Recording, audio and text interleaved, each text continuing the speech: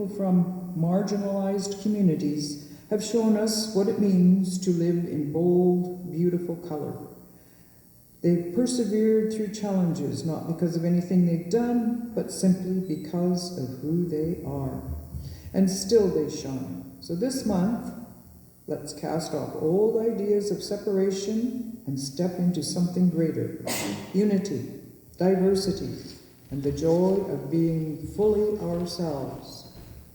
Let us celebrate the divine in each other. Let us remember we are one family, one love, one light. And so the recommended book for this month is The Awakened Brain. Do you have a picture of it? Yes, we do.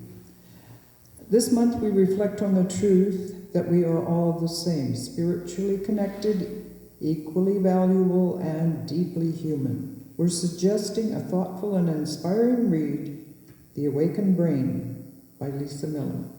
In this book, Dr. Miller blends science and spirituality to show that every one of us is born with a natural capacity for spiritual connection. Regardless of where we come from, what we look like, or how we live, we all share this inner wisdom, this ability to sense meaning, purpose, and connection with something greater. It is a beautiful companion to our theme this month and a reminder of our shared spiritual nature. So, today's talk is by April Johnston-Ulrich, and she shares with us the truth. It is never too late and never too soon. So please help me welcome April.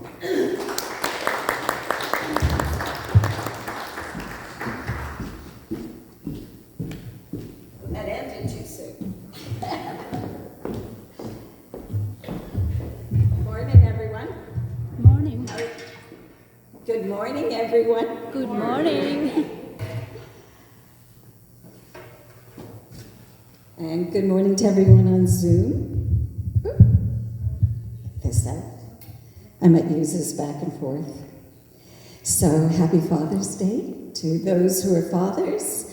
And that extends to those who have been fathers to children they may not be biologically related to, or have been mentors for young men in their communities, or are great at fixing things with duct tape. They count too.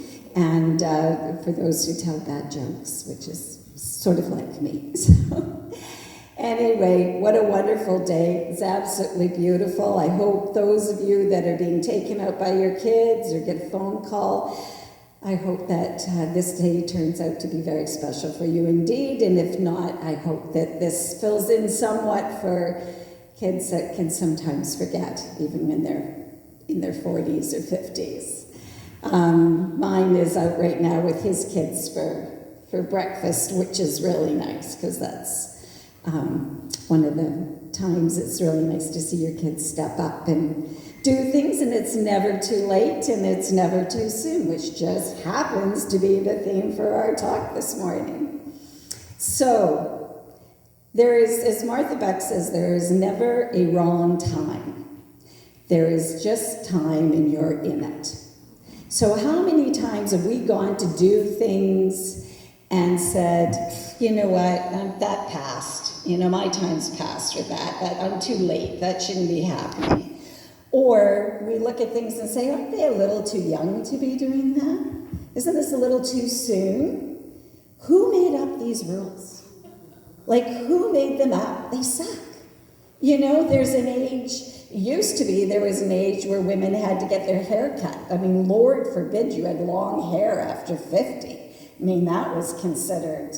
Who made that rule? Some guy that hated long hair, or I have no idea. And then there used to be the thing that clothing, different clothing you could wear. When you had to stop wearing a two-piece bathing suit. Men never had that problem. Maybe now men want to get into a two-piece. It's never too late. It's never too late. But why do we do this? Why do we continually create this thing along a timeline that doesn't even exist, really? Right? Your thoughts don't exist in time. What you're out doing when you're doing something you love, For me, it's painting. Sometimes it's working in the garden. Sometimes it's reading. Does time exist when you're doing that? No, it doesn't. Can you imagine in the middle of doing something beautiful, you're halfway through a painting, and then you go, my time is up. It's too late. I'll never finish it. You know, somebody said if I wasn't done in 20 minutes, give it up. I mean, but we do this over and over again. We make our lives fit into these little boxes, right? It used to be when I was growing up, and especially in the rural community, you were married by 20, 21. I was called an old maid at 26. Can you imagine calling someone an old maid? And then I gave it another 4 years before I got married. Would it have mattered? Would it have mattered if I waited till I was 50? It doesn't matter. Or someone wonderful, 74. It's perfect. There is no timeline. What if you didn't do it? What if you said, I can't do that? I watched a show the other day of a couple that got married in their 90s. They were high school sweethearts, and their parents said they were too young to get married and pulled them apart.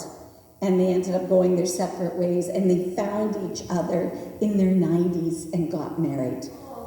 So, too soon, too late, right? Some people say, well, why bother? There's a gentleman I know, or not a gentleman, a wonderful woman now, that transgendered in their 60s. And this person had a fine established career, was still in it, took huge risks at doing it, but could not live another day not being who they were, not being the woman they were, right? So it wasn't too late. Wasn't too late. And was it too soon? No. Because it was the right and perfect time for that to unfold, and that is what Spirit is saying all the time. It's now. It's now, right? So what is it that you've been dreaming of? Is it to learn a second language? I'm working on French. I'm going to be calling some of my friends to practice conversing with.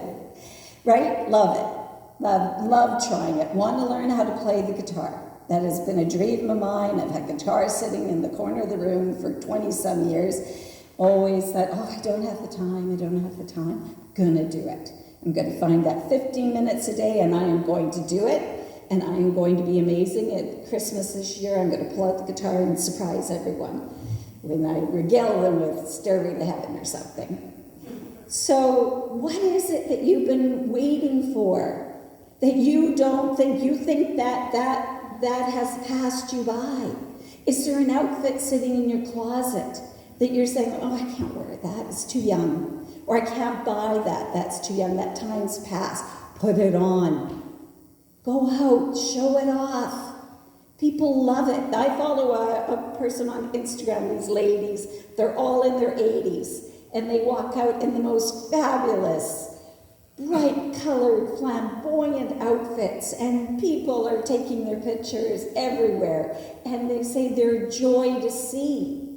What if they didn't do that? So many people wouldn't have that incredible pleasure of seeing these outfits on the street and seeing the color and seeing people be authentic, which was what I was talking about a couple of weeks ago.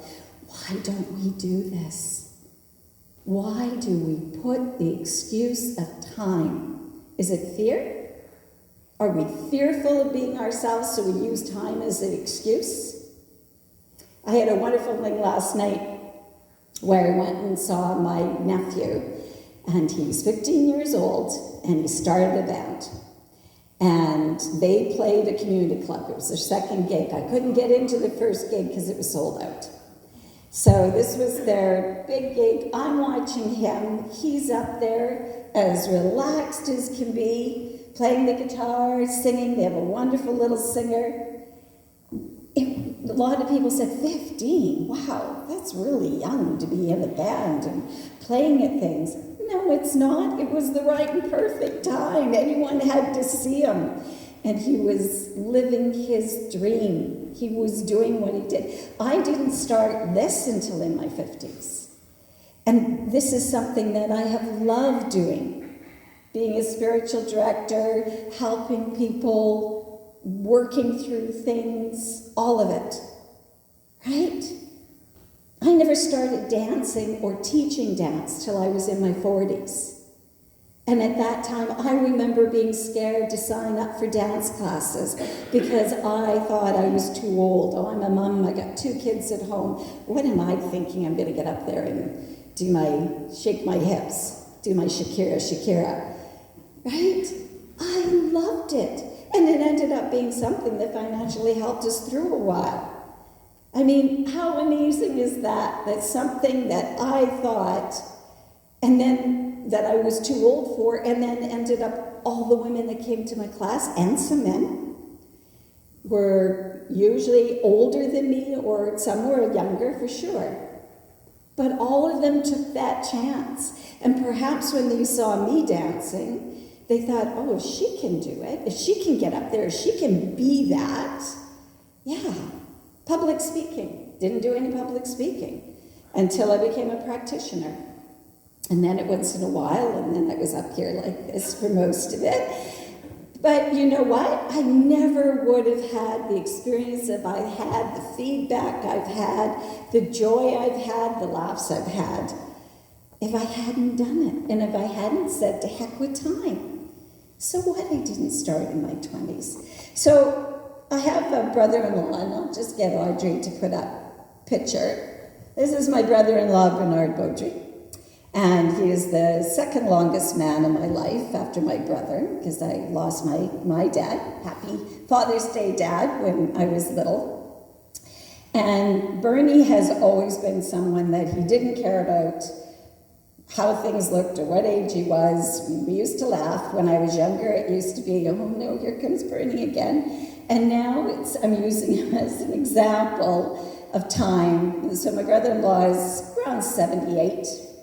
And he got into French slam poetry and joined a group. I didn't really realize he was doing it until the CBC did a special on him, because their group won for Manitoba, and we're going to Montreal to represent Manitoba in the French slam poetry. Now, does everybody know what slam poetry is? Okay, so slam poetry is a little more exciting than the regular poetry. And what they do is it's performance art. So they don't just stand up there and recite a poem, they enact it.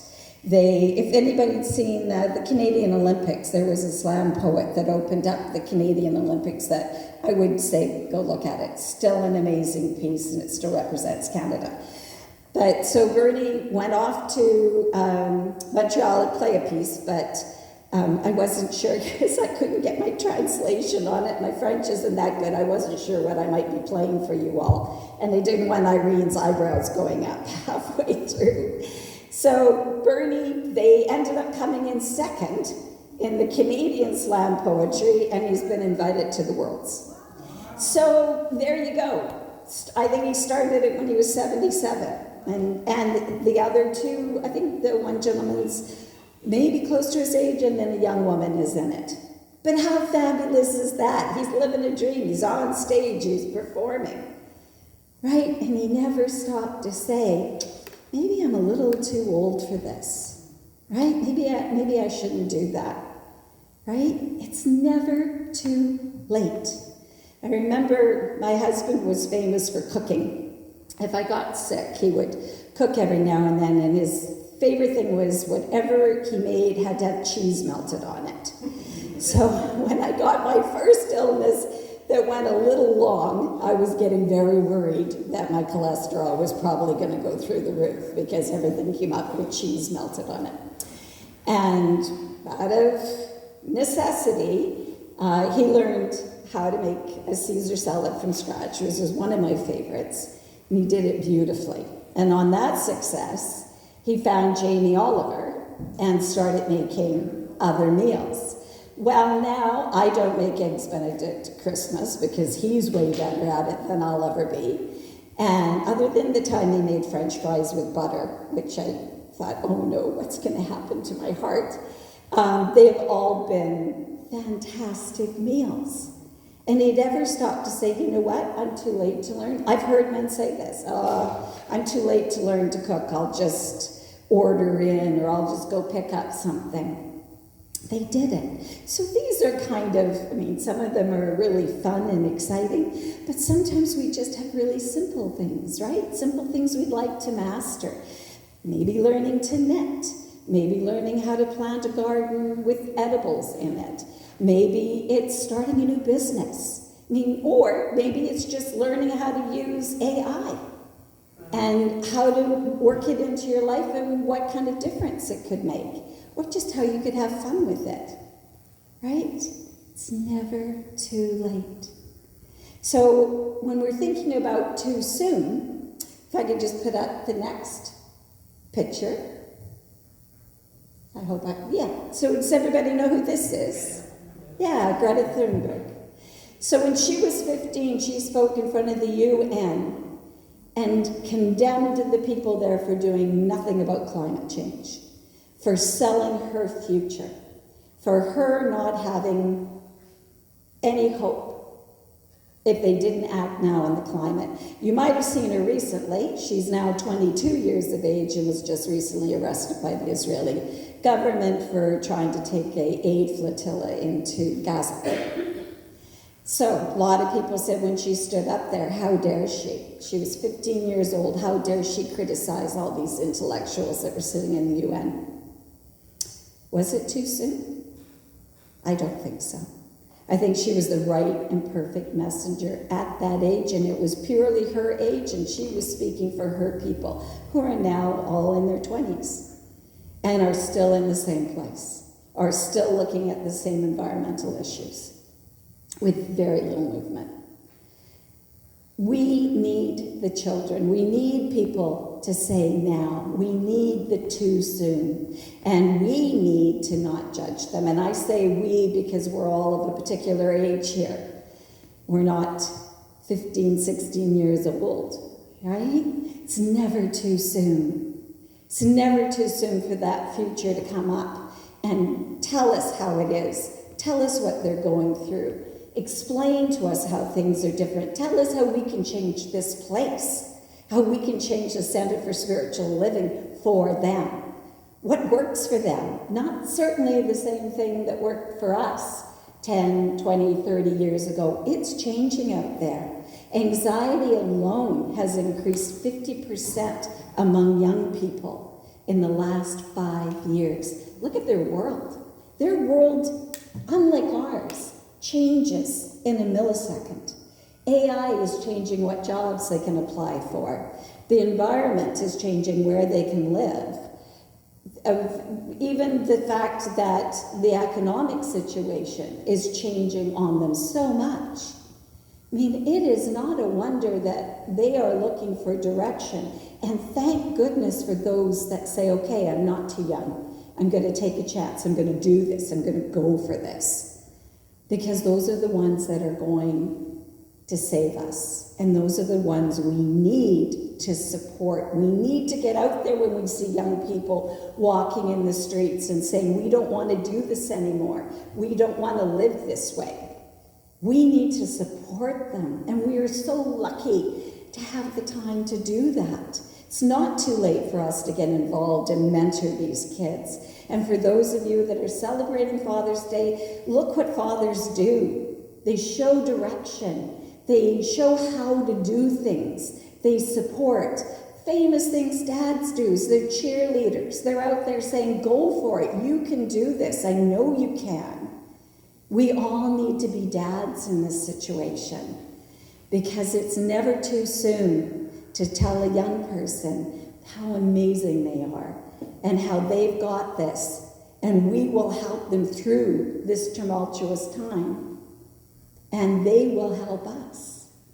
So every time I say to my daughter, oh, I was kind of thinking about doing this, or maybe I'd try that, and I said, but I'm not sure, there's lots of people doing that already, and that's already happening, and is there really space in this area for me? And she's like, absolutely, go for it. You're you. Nobody else is you. Go for it. It's not too late, Mom. And I really believe it when it comes from her, and it takes the fear away, because that's all this time continuum is. It's just fear. So think of something right now that you would love to learn, right? So going back to university and auditing a course, is it just starting university? Is it learning a trade, right? Maybe you want to become a really good plumber. I think that's fantastic. Think of those things that you've always kept in the background. You want to be a singer, right? Like me, you want to play an instrument, See another country, learn how to sail a boat, learn how to speak another language. Does anybody have anything they've ever wanted to do and just haven't started yet? Yeah, Liz? Painting? Oh, yeah, beautiful. Anybody else? Yeah, Jeff? Learning Spanish. Spanish, Espanol. Oh, that'd be great, yeah. Anybody else? No? Well, think of something, because that's what life's about. It's about expansion, right? Come on. Think, there's something. So it's either the fear is so much you don't want to say it, right? Is it dance? Would you like to learn to salsa dance? There's got to be something that you're yearning for, because that's why we're here. We're expansive people. The universe is not contracting. The universe is expanding. It's saying, what do you want? And if you can't come up with something like that, if you can't come up with a dream or something you want to learn, then that's an indication that you're not expanding. You're not in this flow. You're not listening, because the universe is screaming this at you all the time. It's telling you in your dreams. It's sending you the outfits that you notice in the store. It's playing the music that's inspirational to you on the radio when you turn it on. You're like, why is this song always playing? Right? There's got to be something. Is it a love? Maybe it's, joining a dating site. Maybe that's the expansion. It's never too late. Right? That person could be waiting for you. And for those of you on Facebook, check out people that you haven't heard from in a really long time. I had a lady that reached out to me, and we were friends when we were 12 years old. Small town, Minnedosa, and we hung out together all the time.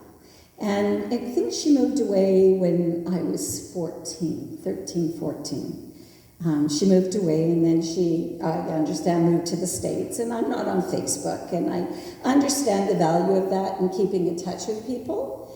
But recently she got in touch with me, and the reason being was she had a lung transplant 3 years ago, and then she found out about mine. And she had moved back from the States, and she's living in Brandon, so she reached out and said, love to talk to you. We realized it's been like 40-some years since we've seen each other. And, it's not too late. You might think, I haven't spoken to this person in years and years and years. It's never too late to send a note. Hey, it's never been easier. Send a text. If they don't want to talk to you, they don't text you back. It's a pretty easy scenario. So is there anyone that you've ever wanted to say something to? Those words that may be tough. Maybe it's an I love you. It's amazing how many people have not said I love you to a brother, a sister, a child, a parent. They say, it's just never been done. I'd like to do it, but it's just not done in my family. It's never too late to start a new trend, right? So is there someone today that you'd like to call up and say, hey, I love you? It's never too late, and it's never too soon. So even if they passed, I all the time say, love you, Dad, love you, Mom. A lot of the time they're sitting beside me in the car. Their song comes on. I know it's not too late. I know they hear me. I feel it. I have absolutely fulfilled with it. So there are so many wonderful things waiting for you. There are so many things to learn, so many new things to do, and there's so many young people with dreams that need to hear, yeah, do it now. Don't wait. Don't wait. Don't wait 10 years. Don't wait 5 years. You want to travel Europe? Go now, right? I remember a bunch of my friends when I was going to university were all traveling, and I said, and I had this construct in my head. Nope, I have to go right in, I have to get university, and then I got out of university, and now I have to pay for university, so I had to get a job right away, and then I had to pay off my student loan, and then I had to get another job, and then I needed a car, so then I had to pay for the car. I never got there. I never got there till I was in my 40s, you know, and my mother-in-law took me on a fabulous trip. Actually, that's a lie, because I did go for my 10th wedding anniversary, to Ireland, so that was my second trip. But still, it was later, right? A lot of my friends went backpacking. All my older brothers and sisters went backpacking. But I had this weird construct in my head that I had to do things by time, right? Now I'm just dreaming of going. Just one last point. When it came up to the transplant, which I mentioned, I remember thinking, oh, if I don't do it now, they're not going to give it to me because I'll be too late. I'll be too old and there'll be an age. And I remember asking the doctor, because I was taken off the list for a while for another medical reason. So I said to her, well, is there any use? Like, should I even bother doing this other so I can be on the list? And she said, well, of course. And I said, well, isn't there a cutoff? And she said, no. She says, actually, it's, as long as you're healthy as an individual, you know, we'll do it to whenever, which really surprised me. I mean, I guess I sort of thought that there would be a cutoff. And then that made me feel really good about our society, because our society valued older people enough to give them the medical treatment, no matter the cost, that would give them a quality of life. How fabulous is that? That we have a government that says, no, it's not too late for your health.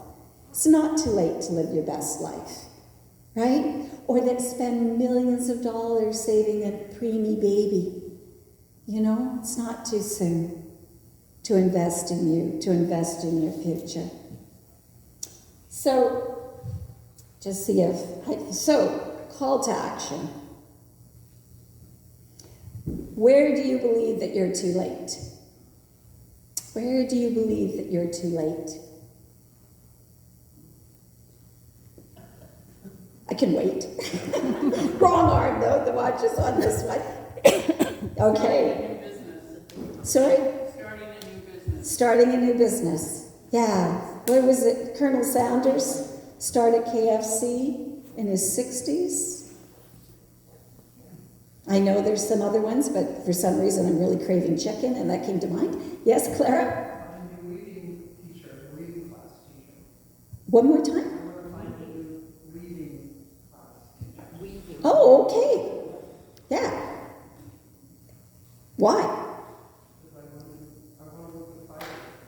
One more time. I want to work with fiber and fiber arts and just be creative. Yeah. And you think it's too late? I think right. You think it's too late? Well, there we go. Good. Yay. I can't wait till you sign up. What am I rushing that needs more time? What am I rushing that needs more time? Is it the time we spend with those we love? The conversations? Are we saying, oh, I really got to get going, I got to get this done? Where being present is probably the most wonderful thing. Is it rushing to get into a relationship, to get married, to have kids, right? Or rushing our kids to make us grandparents? You know, what are we rushing that needs more time? We're bugging our kids to get married, you know, or meet someone, putting our old constructs onto their life. My daughter kills herself laughing when I tell her, the 26 old maid and how my friends felt really sorry for me. And I remember it. Oh, April, it's got to be rough. 26. I remember that. I remember that pressure. I remember dreading going home because that would be the sad person in the corner. So different now, right? Most kids are in their 30s and still not married and not in a rush to do it. And I keep saying, that's great. Use your own timetable. What dream have I placed on the shelf for later? Yeah, so that might have been a dream. Mine was the guitar. But what is yours? Is it to go somewhere? Is there a trip you really want to take? Take it now. If you could all possibly work it out, take it now. Is there someone you wanted to ask out? Ask them now. Is there someone that you wanted to create a beautiful supper for? Maybe outside, under lights? Do it now. Don't put it on the shelf till later, right? It's never too late. The time is now. There's only now. I know, there's only now. That's gone. Now there's now. Get how fleeting it is? So I love this thing by Mel Robbins, and as some of you know, I've been watching her lately, and she talks about this thing about getting things done, and I've been using this lately. And so what she says is, when you think about doing something, mine is usually getting out of bed, she'll say, just say, 1, 2, 3, go, and then do it. So you don't even think about it. So I walk in the kitchen, I see the dishes in the sink, and I go, 1, 2, 3, go, and I just start doing the dishes. Because if you allow yourself to think about it, you'll procrastinate a little bit more. You'll say, I'm just going to watch the end of this show, and then I'll do it, even though you can pause the show. So that is one of the most valuable lessons that I've learned. Now, going back to Lisa Miller, and this is my final point. Lisa Miller is the doctor who wrote the book, The Awakened Brain. And the one thing that I love is neuroplasty, so everybody realizes that's how the synaptic endings move to form new connections, how we learn things, right? It's how we change our mind on things. It's how we change our mind and change our life. They used to think it was hardwired at 25. Now they know it never is. So there is no excuse for you not learning a new thing, not trying something new. Do it today. And where did I leave her there? One final quote from Martha Beck. The way to get unstuck is not to force it. It's to surrender to the mystery. So, if you're trying to figure out why you're not doing something, or why you're judging people for it being too soon or too late, just sit quiet, surrender, and just ask the universe, why not now? Why not today? Why not this very moment? So, 1, 2, 3, do it.